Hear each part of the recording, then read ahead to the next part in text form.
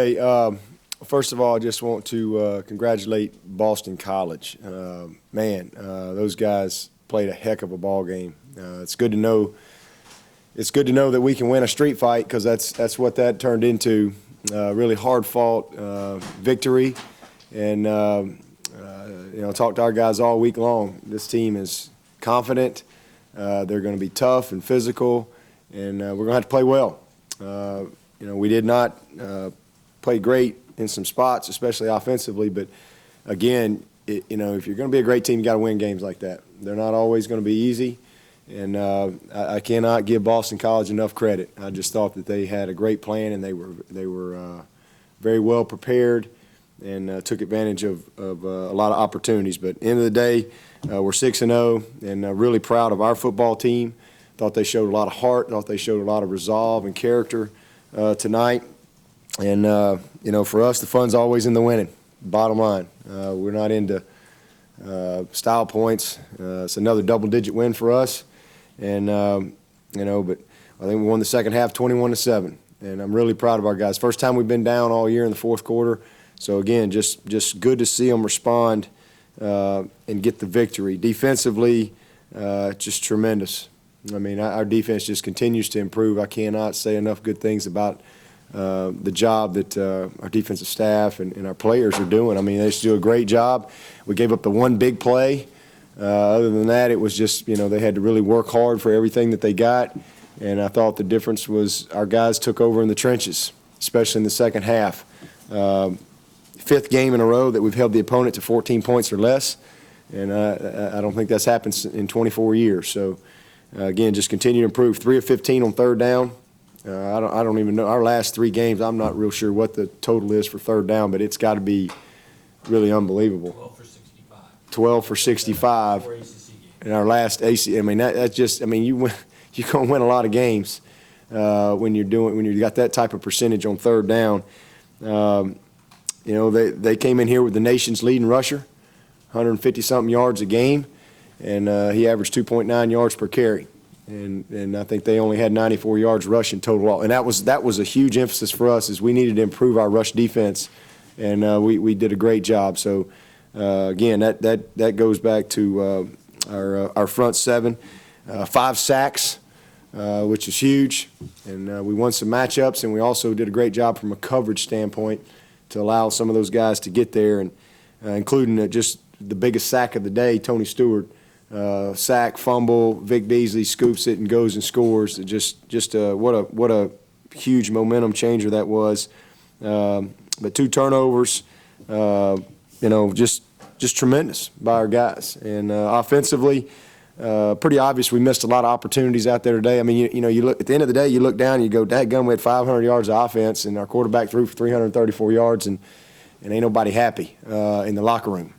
And it's simply because we got a very prideful group on offense, and we missed a lot of opportunities. We put the ball on the ground 4 times, a couple of them just on exchanges. And we got a great drive. The first drive, we missed a chip shot field goal. Then we put another good drive together, we put the ball on the ground. And we put another good drive together, we put the ball on the ground. Then we go all the way back down there again, and we got another opportunity for a field goal, and we drop the snap. We get a delay of game. And then we go down there and we come up that far short from getting the first down. So there's just a lot of miscues where we got a lot of yards but 0 points, and that's the name of the game. So we didn't finish some of those opportunities, and that's the frustrating thing for our guys. But how do you respond? We came back second half, won 21-7. So really proud of them for that. And Taj came back again, hit some big plays. Sammy Watkins over 100 yards again. Adam Humphreys made some huge plays for us, and found a way to get it done. Special teams, Pinion was awesome. I think he 43 yards a pop and pinned them inside the 23 times. He's got a great knack for that. Our coverage was good, and it was good to see us stop the fake there late in the game. But really proud of them. And I can't say enough about our fans. What a great job.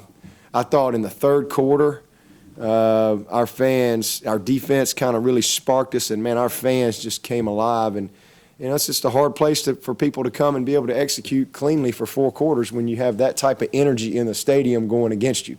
And our fans were awesome. Just can't say enough about them. But at the end of the day, we're 6-0. That's what we wanted to be, but we're just at halftime. We got another half of the season coming up, and for us, it's the exact same as it's always been. The season starts tomorrow. The formula doesn't change. The formula is exactly the same. I know everybody's fired up about Florida State, and we're fired up about Florida State, but we don't do anything different because we're playing Florida State. We do what we do. It doesn't matter. We do the same thing we did last week for Boston College. We practice on Monday. We practice on Tuesday. We get ready on Wednesday. We pull it together on Thursday. We focus them up on Friday, and we go play. So from that standpoint, just business as usual, but obviously a great opportunity that I know our football team will embrace.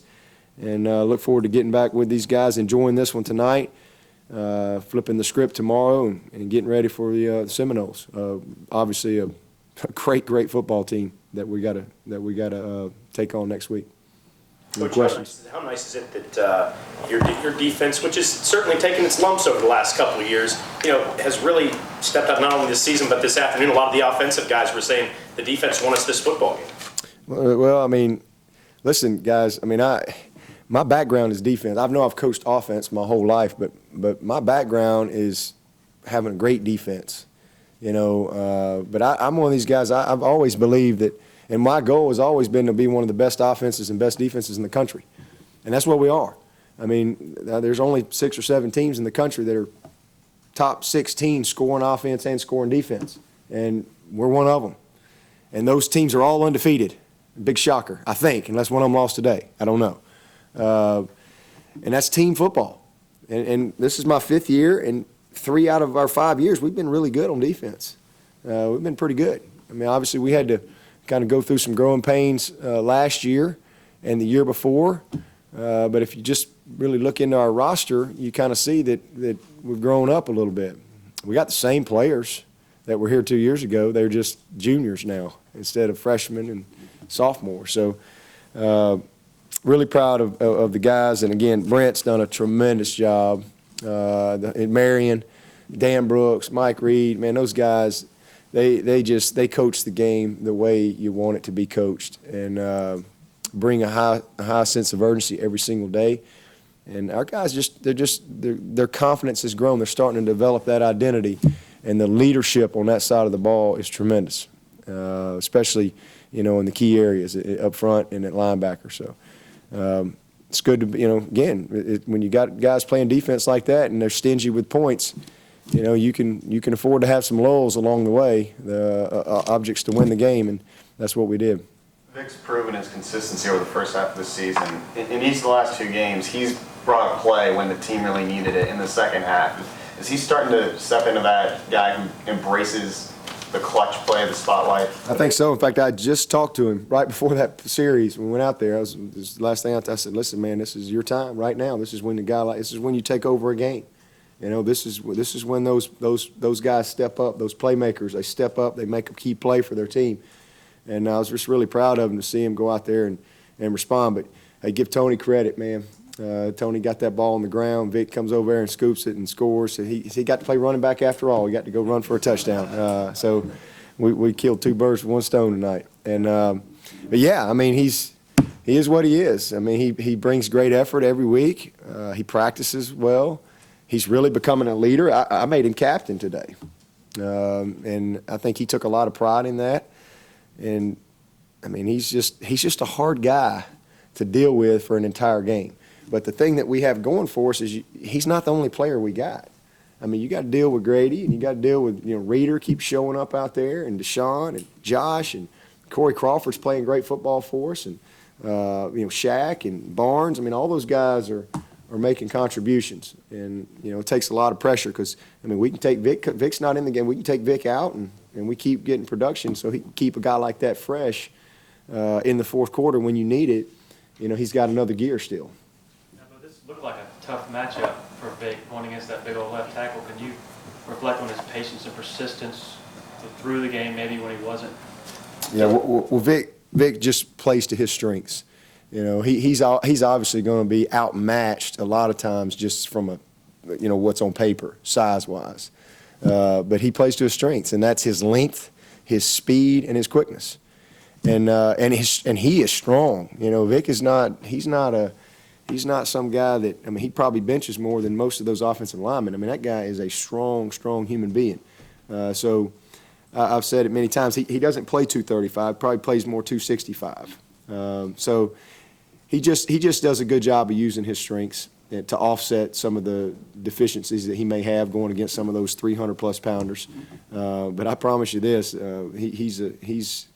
they know when he gets off that ball that he's going to bring up everything that he has. And he's not just an up-the-field guy.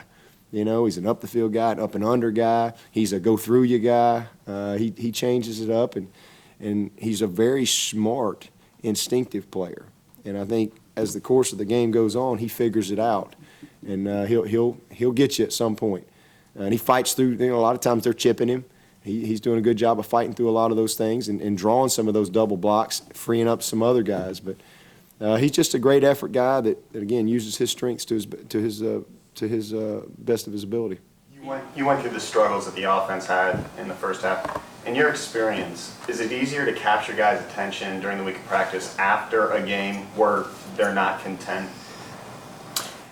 I mean, I think it depends on the maturity of your team. I mean, our guys have been focused and they've practiced the right way. We had really good practice this week. We just, I mean, and when you throw, it's hard. You can't throw them all under the bus. I mean, you know, when you got a guy that just puts the ball, you get a great play, but the ball gets put on the ground by one guy. Well, I mean, everybody suffers, but it's hard to say, oh, well, heck, they're not playing good. You just have, you know, but that's what I mean, it's 11 men doing their job. And you get a mistake here and a mistake there, then it adds up on you. And that's really what happened. I mean, it was just y'all watched the game. I mean, it was very frustrating. But, you know, I just kept telling our guys, listen, let's don't press them. Let's just keep playing, keep pushing. And I thought, again, a key part of the game in the second half was when we throw the touchdown to Martavis and we get the dang penalty. And then we come right back. And Taj checked us to that, by the way. And Taj comes right back and throws another touchdown pass. And so just seeing them respond and overcome instead of just putting their head down. And, you know, that was a big play. We needed a big play. Now all of a sudden we get the big play and we get a penalty. And it's called back. And, you know, all of a sudden you can just kind of – and that's just maturity. That's just experience. That's just kind of that relentless will to win. And, you know, to come right back a couple plays later and hit this basically the same blade to a different guy and make a perfect throw once again was what you expect from a leader and from a third-year starter at quarterback. Coach, a lot of coaches would cringe as much as Todd has run the ball. You have that kind of confidence in him because he seemed to do it at the right time, obviously. I mean, that's what we do. That's what we recruit to. I mean, if you're going to play quarterback at Clemson, we're going to allow you to win the game in a lot of different ways. And, you know, that's why I went to that's what I want. That's just the philosophy that I feel like gives us an edge offensively. And if you've got a quarterback that can run the ball, it's almost like playing with 12 a lot of times. It really is. And Taj loves to run the ball. He really does. He loves it. And it was obviously a huge play that he had, you know, down there for the touchdown. But really, really proud of him. And, you know, we really didn't run him a lot today, but we're certainly not afraid to put the ball in his hands. And he likes it and really plays well when he's got it in his hands. Just always seems to make it right at the right time. You know, yeah, he does. And a lot of his best runs come off of his scrambles. You know, he'll find the little crease and he'll hit it and extend plays. And even if we don't get the first down, he's putting a lot of yards on the punt, and all those things add up. We played some good field position today for our defense. Tony making that play, the sack, Stewart, given what all that he's gone through over the last couple of years, I imagine you got to feel really, really good for him being able to make such a big play. Oh, man, yeah. I just praised him in the locker room, and that won't be the last sack he'll have. That guy is just the epitome of perseverance and toughness, and he's really, you know, he's been playing a lot more here lately, and it's just, you know, he's rolling in there. I mean, we've got a great senior leader in Shuey out there that's in front of him, but we've been trying to roll him in there a little bit more because we've got a lot of confidence in Tony. He's really, really practicing well. He's very engaged and just feels good and looks good. And just really, again, happy to see him make a huge play like that. I mean, that was that was the momentum play that really kind of, really turned the worm for us. Was it his shoulder injury? Yeah, his shoulder popped out. They popped it back in there, and he seemed like he was okay. So we'll see where he is on Monday, but he felt pretty good in the locker room. Dabo, I think their running back had 2 yards or less on more than half of his carries. There was a lot of swarming to the ball. Do you recall, is that the best they've done that as far as, getting more guys over there in support? Well, a picture's worth 1,000 words. And one of the things I usually do every week is I'll show them a picture. There's a particular picture from our Georgia game. I think there's 10 Clemson helmets in the picture tackling Gurley. I think. It's 9 or 10. At least 9, maybe 10 paws. And so, I always talk to them about defense and, on Friday nights, and usually I'll put that picture up there and I'll say, this right here, this is how you win. It's that relentless pursuit to the ball. Do your job, but when that ball crosses the line of scrimmage or the ball's thrown across the line of scrimmage, how many people can we get in the screen? And, we take a lot of pride in that, but they're flying around. That's why we're creating turnovers at the rate we are, because there's people, swiping at balls and putting pressure on people, getting in their face, and that's how you play defense. I mean, it's everything you got, and get the cavalry to the ball. Can you comment any further on the suspensions to Hoffer and Gilray? No, just basically what I said. Just 2 freshmen with really poor behavior and unacceptable behavior, not representative of who we are, and that's why they didn't play. So hopefully they'll learn from it and grow up from it. It's really nothing more than that. Maybe eligible for safety. Well, we'll see how they act this week. See how they act. With this being yet another game on the schedule, I think all the attention's going to shift to Florida State, Clemson, College game day coming back. Do you use some of the same principles coming into the Georgia game? I mean, how do you handle their mindsets as the game gets I mean, listen, I hope that we got games like this all the time at Clemson. I mean, I hope that this is the norm. We got, in the middle of the season, we got huge games like this. The end of the season, we got huge games like this. You just embrace it. I mean, it is what it is. I mean, it's a huge dang game. I mean, it's one game. I mean, we win it. It's still not. It's like I said earlier, and it's not over. We got a long way to go. If you lose it, you're not out of it. You're still probably in a top 10 type team and a BCS type team, and all those opportunities are out there. But let's just face it: the winner of this game is probably going to win the division. I mean, there's still other teams that you have to play, but the loser has to. The loser, that other team has to lose twice, and so that's tough. And if you just look at the last however many years, Clemson, Florida State, the winner has won the division, played for the championship. So it's a big dang game. It's just the way it is. So you go to work, you embrace it, and I love it. I mean, that's what you do it for, to be able to play in games like this and that matter nationally. And, the winner of it just kind of, I mean, they're not going to be crowned national champion, but certainly stay in that picture, very strongly in that picture. So there's just a lot of opportunity, but, it's kind of like Alabama LSU, a couple years ago. Same division, huge implication. Alabama went on to win the national championship and didn't even win the division. So, I mean, there's a lot of football to be played regardless of what happens. But it's a great opportunity. And to, you just got to embrace it and go prepare with purpose, which is what we do around here, and go play the game. Go play the game. What's the worst thing that can happen? You lose a ball game? I mean, go play. Go have some fun. Embrace the opportunity and put your best foot forward. We got a heck of a football team. Florida State's got a heck of a football team. This ought to be a classic. And we're going to do everything we can to get our team ready. I know they're going to do everything they can to get their team ready, and the best team's going to win. Coach, when are we going to see you with the leather helmet on? Vic Beasley was a funny-looking character with that leather helmet on. He wore it for his interviews, too. Oh, no, he didn't. Oh, my goodness. Yeah. Vic, it was funny seeing Vic, but But and I'm happy for him. Yeah, and I will say this. I tell you, Boston College, those guys that come down from Boston College, that they've started that. It's good to keep that trophy, by the way. But they've started that trophy thing. Those guys coming out of the locker room, and they're I know they hate coming in there, and they're tired of seeing me because we've had the trophy, good little run on them, but they are just class. I mean, they really are just a class school, class program. And those guys are very classy how they handle that whole deal. So I appreciate them coming in and honoring us with the trophy and honoring the MVP in Vic. And I told Coach Adazio, I can't say enough about their football team. And I saw it. I saw it on tape. I saw a physical, confident team. And, you know, people look at the Florida State game. Listen, physically, I thought they matched up with Florida State very well. Athletically, there was about 3 or 4 plays that hurt them.